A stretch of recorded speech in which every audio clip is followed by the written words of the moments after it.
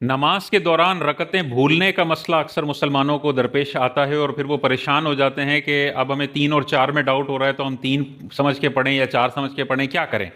تو اس کا بڑا آسان سا حل شریعت نے ہمیں بتایا ہے۔ پہلی صورت یہ ہے کہ اگر رکعت بھولنے کا واقعہ زندگی میں پہلی مرتبہ ہو رہا ہے تو اب شرعی حکم یہ ہے کہ اس نماز کو توڑ کے نئے سرے سے نماز شروع کر لیں۔ دوسرا یہ ہے کہ اگر زندگی کا پہلا واقعہ نہیں ہے بلکہ بار بار شیطان اس قسم کے وسوسے سے ڈالتا ہے کہ بندہ رکعتیں بھول جاتا ہے، تو پھر اس کی 2 صورتیں بنتی ہیں۔ پہلی صورت یہ بنتی ہے کہ آپ اپنے دماغ پر زور ڈالیں، اگر کسی رکعت کے نمبر کی طرف غالب گمان ہو رہا ہے، دل اسی طرف مائل ہو رہا ہے، تو وہی نمبر سمجھ کر نماز مکمل کر لیں، نماز درست ہو جائے گی، سجدہ سہو بھی آپ کو نہیں کرنا۔ مثال کے طور پر 2 رکعت اور 3 رکعت میں آپ کو ڈاؤٹ ہو گیا کہ 2 ہوئی ہیں یا 3 ہوئی ہیں،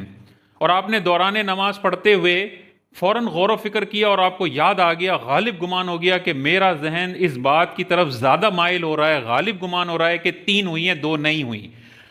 2 کا ہلکا سا شائبہ آ رہا ہے، تو جس طرف دل جم رہا ہے، جس طرف غالب گمان ہو رہا ہے، اسی رکعت کو سمجھتے ہوئے بقیہ رکعتیں مکمل کر لیں، کوئی سجدہ سہو نہیں کرنا، آپ کی نماز درست ہو جائے گی۔ لیکن مثال کے طور پہ ایسا شک پڑ گیا 50-50 والا کہ یار 2 اور 3 میں مجھے شک ہے، 2 بھی لگ رہا ہے 50% وہی صحیح ہوگی، 3 لگ رہا ہے 50% وہی صحیح ہوگی، اور کسی ایک نمبر کی طرف آپ کا رجحان نہیں ہو رہا، دل مائل نہیں ہو رہا، تو پھر شریعت کا حکم یہ ہے کہ کم نمبر کو اخذ کیا جائے۔ 2 اور 3 میں ڈاؤٹ ہو جائے تو پھر 3 نمبر کو نہیں بلکہ 2 نمبر کو اخذ کریں، 2 چھوٹا ہے۔ 3 اور 4 رکعتوں میں ڈاؤٹ ہو جائے کہ 3 پڑھی ہیں یا 4 پڑھی ہیں تو 3 سمجھ کے نماز مکمل کریں۔ لیکن اب چونکہ شک پڑ گیا ہے تو اب آخر میں سجدہ سہو کرنا پڑے گا، پہلی چیز۔ دوسری چیز کہ اب اس کے اندر چونکہ شک پڑ گیا ہے تو ہو سکتا ہے مثال کے طور پہ 4 اور 3 میں اس کو ڈاؤٹ ہوا،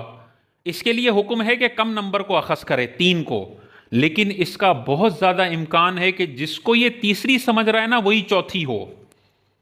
اور جس کو یہ چوتھی سمجھ رہا ہے نا وہ 5ویں ہو۔ تو اس میں پھر یہ اضافی ایک اور قید آ جاتی ہے کہ اس میں جو اس کے حساب سے تیسری بن رہی ہے اس میں بھی یہ قاعدہ آخرہ کرے گا۔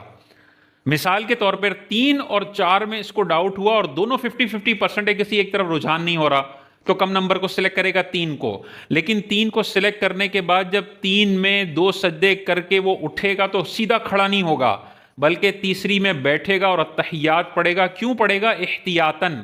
ہو سکتا ہے یہ چوتھی رکعت ہو،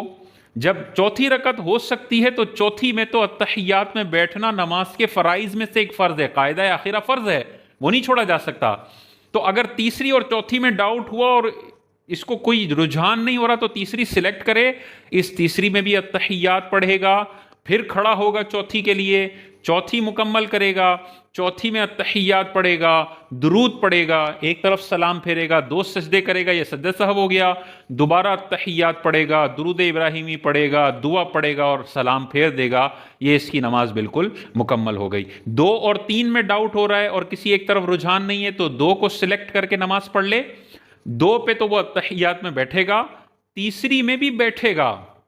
کیونکہ تیسری ہو سکتا ہے چوتھی ہو، تو قاعدہ آخرہ تو چھوڑ نہیں سکتے، احتیاطاً تیسری میں بھی بیٹھ جائے اور پھر کھڑا ہوگا اور چوتھی میں بھی بیٹھے گا۔ تو گویا کہ 2 اور 3 میں ڈاؤٹ ہوا اور کسی ایک طرف رجحان نہیں ہے تو اگلی 3 رکعتوں میں اس نے التحیات بیٹھ کر پڑھنی ہے، تاکہ قاعدہ آخرہ کا جہاں جہاں امکان ہے وہاں وہ بیٹھ جائے، تاکہ فرض کہیں چھوٹنے والی نوبت نہ آئے۔ اگر 2 رکعتی نماز ہے، فجر کی جیسے نماز ہے، اور آپ 1 اور 2 رکعت میں آپ کو ڈاؤٹ ہو گیا یار یہ پہلی رکعت ہے یا دوسری رکعت ہے، اور کسی ایک طرف رجحان نہیں ہو رہا تو کم نمبر کو سلیکٹ کرنا ہے، یعنی 1 کو سلیکٹ کرنا ہے، اور یہ 2 بھی ہو سکتی ہیں تو 1 پہ بھی بیٹھیں گے التحیات میں فجر میں، اور دوسری میں بھی بیٹھیں گے، اور آخر میں سجدہ سہو کر کے نماز مکمل کر لیں گے۔